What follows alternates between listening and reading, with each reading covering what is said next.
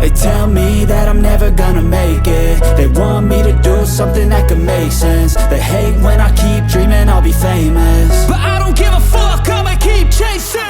I got all this potential that's deep inside of me, but they hate when you're successful cause they try to be. They sit there being judgmental because you're trying things, and they just want you to settle and do the right thing. So get a good job, don't slack off. Wake up every morning, make a good impression on your boss. Don't do anything that I wouldn't do, and when you're making money, make sure you don't spend it too soon. Fuck that, I'll do what I wanna do. I got a different path from everyone, and that includes you. Who are you to tell me how to live life? In these times it feels like nobody's right, yeah. So I'ma figure out what else we succeed, and then invest all of my time into that and